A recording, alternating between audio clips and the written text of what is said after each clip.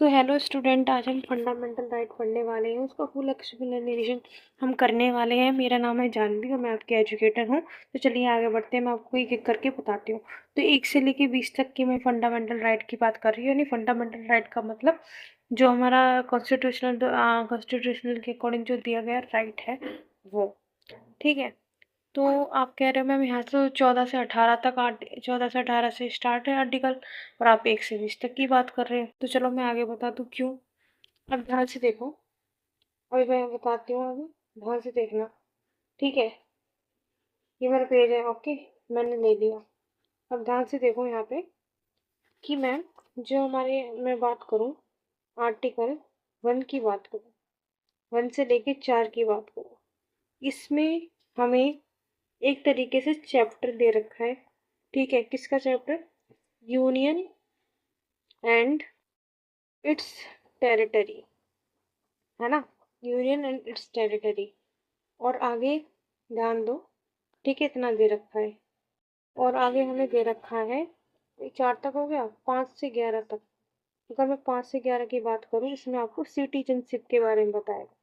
Citizenship मतलब नागरिकता, है ना। सिटीजनशिप नागरिकता के बारे में आपको बताया गया है।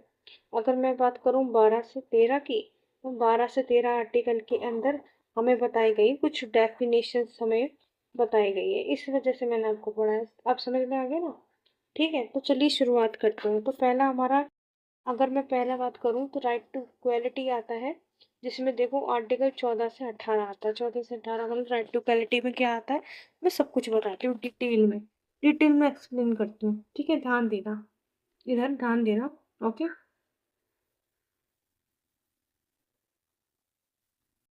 पहले मैं इसको रफ कर देती हूँ एंड अब ध्यान दो बहुत ज़्यादा, ठीक है। राइट टू इक्वालिटी यानी पहले की बात हो रही है, जो कि मैं बात कर रही हूँ 14 से 18 आर्टिकल की बात कर रहे हो, जिसके अंदर आता है कि मैम, जिसके अंदर आता है एबोलिशन कर दिया गया है। किस चीज़ का एबोलिशन कर दिया गया है बताती हूँ।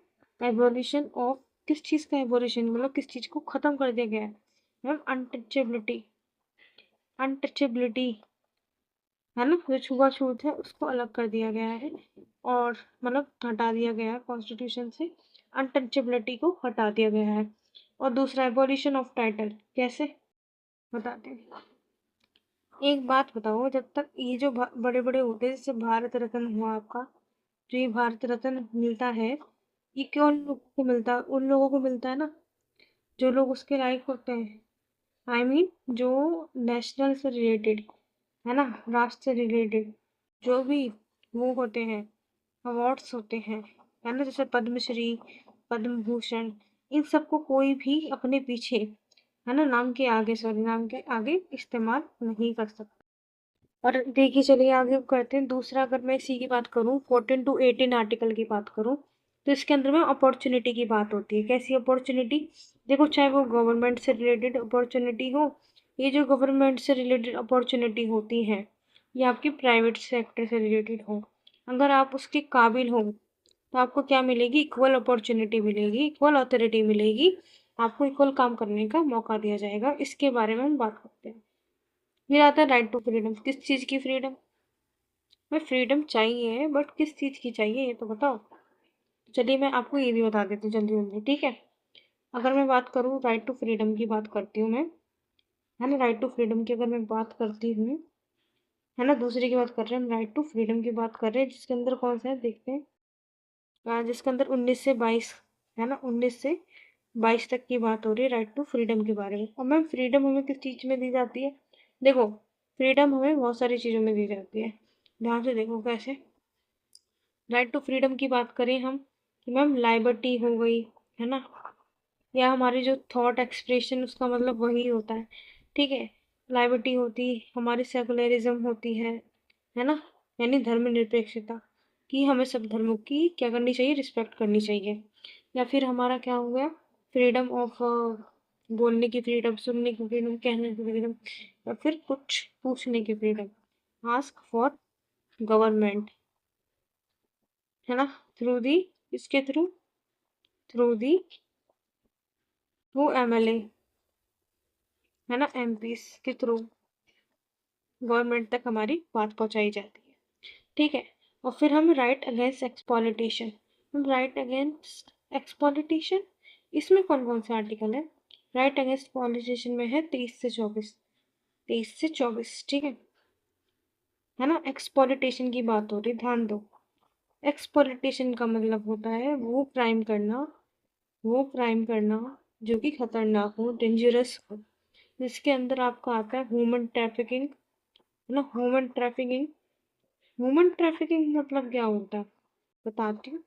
देखो, तस्करी करना, जैसे बहुत से बच्चे हों, है ना, चाइल्ड हो, या कोई भी एज का इंसान क्यों ना हो, उसकी ह्यूमन की ट्रैफिकिंग करना एक एक्सप्लॉइटेशन है।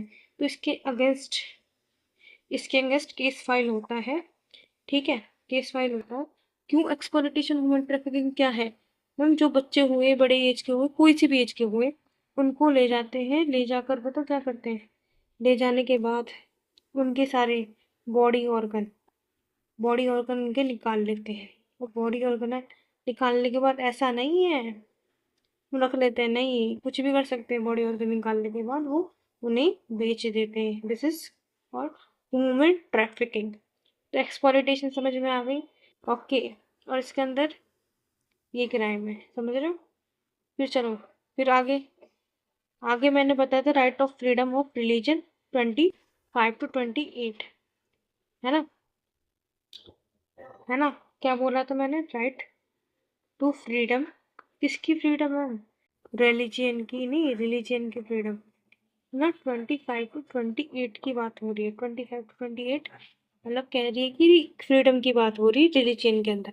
तो इसमें क्या आता है मैम? सेकुलरिज्म। पहला, हमारा इंडियन कॉन्स्टिट्यूशन इसके ऊपर सेकुलरिज्म की बात करता है, यानी हमें सभी धर्मों की रिस्पेक्ट ऑफ ऑल रिलीजन, है ना, रिस्पेक्ट ऑफ ऑल रिलीजन हमें करना चाहिए, ये कहता है, ठीक है। रिस्पेक्ट ऑफ ऑल रिलीजन हमें करना चाहिए। पहला पॉइंट तो ये हो गया। और दूसरा पॉइंट ये हो गया कि हम कोई भी धर्म अपना सकते हैं, कोई हमें रोकने वाला नहीं है। और फिर कहता है कि दूसरा पॉइंट ये है कि जो भी जितने भी जो इंस्टीट्यूशन होते हैं, किसके इंस्टीट्यूशन? इंस्टीट्यूशन ऑफ रिलीजन, किसी से भी रिलेटेड हो, तो कोई भी रिलीजन का लोग हो, वो अपना इंस्टीट्यूशन क्या कर सकता है? ओपन कर सकता है, यानी उसे पूरी फ्रीडम है ना, फ्रीडम है उसे पूरी, वो कुछ भी कर सकता है। क्या नहीं कर सकता, वो ध्यान से दे। देखो, सब बता तो देते कि ये करना चाहिए, फ्रीडम ऑफ रिलीजन है, लेकिन ध्यान से देखो क्या नहीं करना चाहिए, है ना, क्या नहीं करना चाहिए, तो मैं वो बता रही हूँ क्या नहीं करना चाहिए आपको, ठीक है ना, वो क्वेश्चन है मेरा। तो पहली बात कि आपको कभी भी किसी भी किसी भी रिलीजियन से रिलेटेड जो भी इशू होते हैं, अब ध्यान से देखो, रिलीजन से रिलेटेड क्या इशू होते हैं कि आप लोग क्या करते हो कि दंगा करते हो, फिर जैसे हिंदू मुसलमान लड़ाई करने लगते हो। तो देखो, पहली बात, चाहे वो कोई भी कास्ट का हो, कोई भी रिलीजन का हो, सबकी हमें रिस्पेक्ट करनी चाहिए एक दूसरे की, ठीक है, रिस्पेक्ट हो। दूसरी, और टोटली अगर मैं बात करूँ, हर एक रिलीजन को इक्वली अपॉर्चुनिटी दी गई है ना। अपॉर्चुनिटी दी गई मतलब कोई भी अपना चर्च हो, है ना, या फिर कुछ भी हो, चर्च हो, चाहे आपका मंदिर हो, चाहे आपका मस्जिद हो, चाहे आपका गुरुद्वारा हो, कुछ भी हो, कोई भी अपना खोल सकता है। कि चाहे रिलीजन रिलेटेड कोई इंस्टीट्यूशन हो, है ना, चाहे ग्रंथ पढ़ाए जा रहे हों, कुछ ऐसा, तो वो खोल सकता है, ओपनली फ्री है, ठीक है। बस हमें क्या है, हमने सबके धर्मों की रिस्पेक्ट करनी है, किसी की अगेंस्ट खड़ा नहीं होना, ठीक है। फिर ध्यान दो, culture educational right of article 29 to 30, है ना। इसमें क्या कहता है कि हमें राइट टू एजुकेशन और कल्चरल राइट, हाँ, मतलब वो सिंपल सी बात कर रहा है। देखो, कल्चरल एजुकेशन की राइट कर दूँ तो मैं बता दूँ आपको कि कह रहा है वो कि जो, देखो, जो भी चाइल्ड हो, उसको क्या है कि अगर वो 14 की एज है, तो 14 से लेकर 17 की एज तक उसको आप काम नहीं करवा सकते, उसको आपको स्टडी कराना पड़ेगा, पढ़ाई, वरना ये क्राइम समझा जाएगा। और कल्चरल एजुकेशनल राइट, यानी जो भी मिनोरिटीज होते हैं या कोई भी हो, अपने कल्चर को फॉलो कर सकते हैं, और हम सबकी कल्चर की रिस्पेक्ट करनी चाहिए, आर्टिकल 29 to 30 कहता है। ठीक है। फिर राइट टू कॉन्स्टिट्यूशनल रेमेडीज, ये क्या है, ये ध्यान से समझो। आर्टिकल 32 बताती हूँ मैम। अगर मैं आर्टिकल 32 की बात करूँ, ये कॉन्स्टिट्यूशनल रेमेडीज की बात करते हैं। वो क्या है मैम, इसके अंदर मैं बताऊँ क्या है कॉन्स्टिट्यूशनल रेमेडीज। इसका मतलब ये है कि देखो, जो भी हमारी पार्लियामेंट होती है ना, पार्लियामेंट होती है, या प्रेसिडेंट हो, या पीएम हो, या सीएम, है ना, कुछ भी हो, गवर्नमेंट रिलेटेड जितने भी पोस्ट है, कुछ भी हो। देखो क्या होता है कि जब भी कोई हमारे देश में इमरजेंसी आती है ना, इमरजेंसी आती है, जिसको हम क्या बोलते हैं, जिसको हम बोलते हैं प्रोकोमोलेशन। प्रोकोमोलेशन हम उसे बोलते हैं, इमरजेंसी जो भी किसी भी कंट्री में आती है। तो जो हमारे फंडामेंटल राइट होते हैं, फंडामेंटल राइट्स को सस्पेंड कर दिया जाता है, यानी कुछ देर के लिए रोक दिया जाता है। जैसे फंडामेंटल राइट को उस वक्त सस्पेंड कर, तो हमारे फंडामेंटल राइट को उस वक्त सस्पेंड कर दिया जाता है। क्यों? देखिए, जैसे इस केस में क्या है कि आप लोग समझेंगे, जैसे कोई इमरजेंसी आ जाती है कंट्री पर, जिसको हम प्रोकोमोलेशन बोलते हैं। तो क्या होता है कि हमारी जो कंट्री पे जो भी इमरजेंसी आती है, उस वक्त जैसे मान लो कोविड-19 हुआ, है ना, या कोई वॉर हो रहा है हमारी कंट्री के अंदर, तो उस वक्त हमारे फंडामेंटल राइट्स को इसलिए सस्पेंड कर दिया जाता है। हम तो कहते हैं कि भाई हमारा फंडामेंटल राइट तो ये कहता है कि हम कहीं भी बाहर जाए, कहीं भी हम घूमे, लेकिन एक बात बताओ कि कंट्री के अंदर युद्ध हो रहा है ना, कोई वायरस चल रहा है बहुत तगड़ा, बड़ी लेवल का, तो क्या आपको वो जो कॉन्स्टिट्यूशनल जो वो आपको देते हैं राइट, उनको फॉलो करना चाहिए, या फिर जो पुलिस लोग कहते हैं कि भाई आपको कोविड-19 हो रहा है तो आपको मास्क लगा के जाना पड़ेगा, विदाउट मास्क आप जा नहीं सकते, वरना आपके ऊपर क्या लग जाएगा, फाइन लग जाएगा। क्यों? क्योंकि ये कंट्री में बहुत बड़ी इमरजेंसी है, एक बड़ा क्या है, वायरस है ना। चाहे कोई वॉर हो रहा हो, तो वॉर के वक्त तो आप ये नहीं कहोगे कि मैं बाहर जाऊं, कहीं रेस्टोरेंट जाऊं, क्योंकि आधे से ज्यादा चीजें उस वक्त क्लोज होती हैं। क्यों? क्योंकि वॉर हो रहा होता है। तो चलिए हम आगे बढ़ते हैं, पीछे की चीजें भी देख लेते हैं। फिर राइट टू प्रॉपर्टी में आर्टिकल 31A। आर्टिकल 31A की मैं बात करूँ तो प्रॉपर्टी की बात करता है। प्रॉपर्टी की मतलब, देखो प्रॉपर्टी के ऊपर अगर मैं बात करूँ, तो अगर वो प्रॉपर्टी अगर वो प्रॉपर्टी आपकी है, ठीक है, तो वो आपकी रहेगी। ठीक है, प्रॉपर्टी के साथ तो कोई भी गवर्नमेंट अपनी छेड़खानी नहीं करती ज़्यादा। ठीक है, अगर कोई गवर्नमेंट की प्रॉपर्टी थी, आपको गलती से भी मिल गई गवर्नमेंट की प्रॉपर्टी, आपने वहाँ पे अपना घर बना लिया, है ना, विदाउट गवर्नमेंट की परमिशन के थ्रू, तो आपका घर तोड़ दिया जाता है। ठीक है, अब ध्यान में देखो, right against removal and disremoval in right, article 31B, right to life and personal liability, article 21। ये क्या कहता है, 21 आर्टिकल कहता है कि पर्सनल लाइबिलिटी हो गई, है ना, आपकी उसके मतलब जिंदगी जीने का आपको हक है। तो इसके अंदर आपकी कुछ पर्सनल इंफॉर्मेशन आती है, जैसे, है ना, कोई भी आपकी पर्सनल बात आती है ना, लाइबिलिटी यानी आप किसी से लड़ाई कर रहे हो, झगड़ा कर रहे हो, कुछ पूछ रहे हो, या कुछ कहना चाह रहे हो, ठीक है, जो कि पर्सनल बात है एक तरीके से, तो वो आप क्या नहीं कर सकते सोसाइटी के अंदर, आई मीन जब भी आप बाहर जाते हो तो वो चीज़ आप बाहर नहीं कह सकते। ठीक है ना, आपको फ्रीडम तो है, आपको राइट है, बट आप अपने घर में जितनी गालियाँ बकनी है बको, पर आप बाहर नहीं बक सकते। फिर है आपका आर्टिकल 22, वो कहता है right to protection in respect of conviction for offence. यानी कहने का मतलब है कि कोई इंसान है जो जेल में जा चुका है, उसकी कस्टडी यानी 24 आवर तक अगर उसे कस्टडी के अंदर नहीं पहुंचाया गया, है ना, आई मीन जुडिशरी के सामने नहीं खड़ा किया गया, तो क्या कर दिया जाएगा, पुलिस वालों पर एक्शन लिया जाएगा कि आपने 24 घंटे के अंदर अंदर मजिस्ट्रेट के सामने इस अपराधी को खड़ा क्यों नहीं करा, अगर आप समझते हो तो, है ना।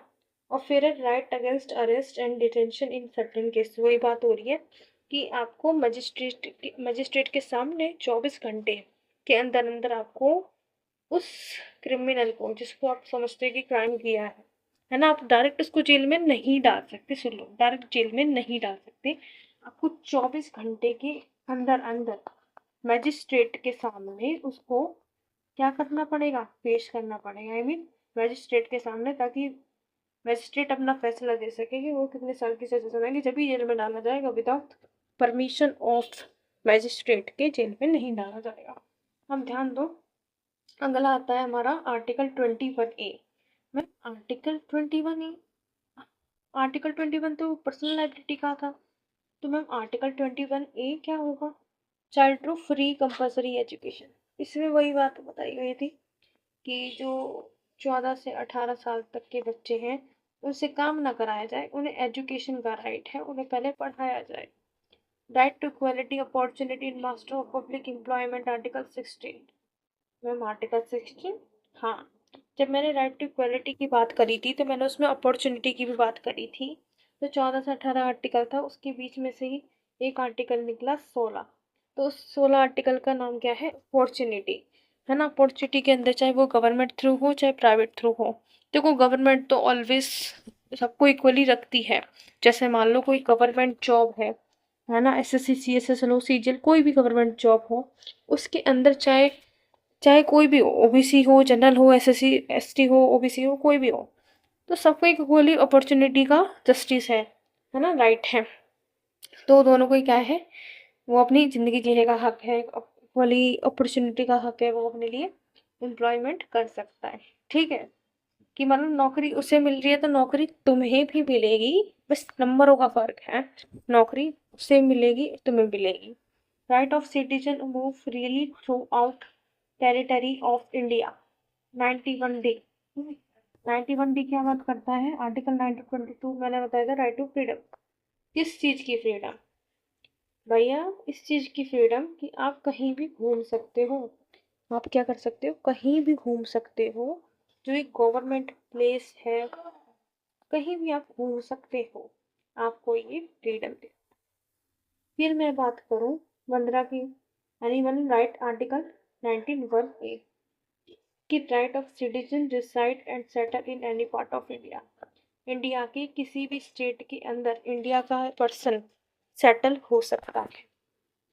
ठीक है, और फिर ये कौन सा? Right of citizen to practise any profession और एनी ऑक्यूपेशन, ट्रेड और बिजनेस।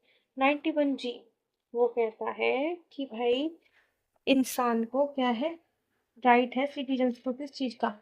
कि वो कोर्ट में प्रैक्टिस कर सकता है ना, प्रोफेशनली, है ना। इसको मैं बहुत अच्छे से थोड़ा एक्सप्लेनेशन करती हूँ। ठीक है,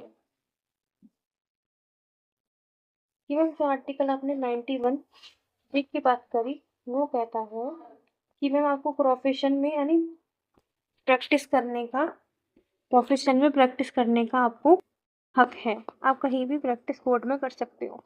जैसे मैं आपकी मान लो, जैसे आपकी गवर्नमेंट जॉब लग गई बड़े लेवल पर कोई, ठीक है, उसमें आपको स्टडी लीव मिलती है। स्टडी लीव कितनी मिलती है? कम से कम 2 या 3 साल की आपको मिलती है। उसके अंदर अंदर आप कोर्ट में जाके प्रैक्टिस कर सकते हो, है ना, LLB की। तो वो आपको प्रैक्टिस करने की, है ना, कहीं भी, है ना, अपने प्रोफेशन में कहीं भी बढ़िया मचाने की इजाज़त देता है। और 29(1) की बात करूँ मैम, 29(1), हाँ, एजुकेशनल राइट और कल्चर राइट के अंदर right to protection of language, script and culture of minorities. मैंने बताया था ना कि हमें सबकी क्या करनी चाहिए, रिस्पेक्ट ऑफ ऑल कल्चर, है ना, रिस्पेक्ट ऑफ ऑल कल्चर। हमारे इंडिया में पाए जाने वाले जितने भी कल्चर हैं, भाई उनकी लैंग्वेज अलग है, उनकी स्क्रिप्ट अलग है, हमें क्या करनी चाहिए, सबकी रिस्पेक्ट करनी चाहिए। और सभी कल्चर ऑफ मिनोरिटीज़, है ना, जो अल्पसंख्यक हैं, उनकी लैंग्वेज और स्क्रिप्ट का प्रोटेक्शन करने का राइट दिया गया है। फिर right of minorities to establish an administrative educational institute. जो मिनोरिटीज़ हैं, यानी जो अल्पसंख्यक है ना, जो अल्पसंख्यक हैं, जैसे हमारे इंडिया में जो अल्पसंख्यक लोग हैं, है ना, वो लोग क्या कर सकते हैं, एजुकेशनल इंस्टीट्यूशन खोल सकते हैं, है ना, इस्टेब्लिश कर सकते हैं एजुकेशनल इंस्टीट्यूशन 31(1) के अंदर। फिर right to be informed of arrest ground and to consult we defend. ये है भाई आर्टिकल 22(1), 22(2). आर्टिकल 22(1) जिसमें मैंने बताया था protection in respect of conviction of for offence, यानी कहने का मतलब ये है कि आपको अगर कोई पुलिस वाला लेके जा रहा है, वो ऐसे ही आपको लेके नहीं चला कि चलो जेल में चलेंगे, चलो वहाँ पे चलो पुलिस थाने जब जाके आपसे बात करेंगे, नहीं। आपको पुलिस वालों को बताना पड़ेगा कि आपके बच्चे का या किसी भी इंसान का क्राइम है क्या, जभी जाके वो वहाँ पे जाएगा, ठीक है, मजिस्ट्रेट के सामने पेश होगा। फिर बाद में किया जाएगा कि उसको कितने साल की सज़ा मिलेगी, किस लेवल पर मिलेगी, कौन सी सज़ा मिलेगी। फिर आती है आर्टिकल 22 की पार्ट 3 की बात हो रही है, यूसी की बात हो रही है, और 22 की 7 की बात हो रही है। 22 की 3, 22 की 7 की बात हो रही है। तो right to protection in respect of preventive detention. ठीक है।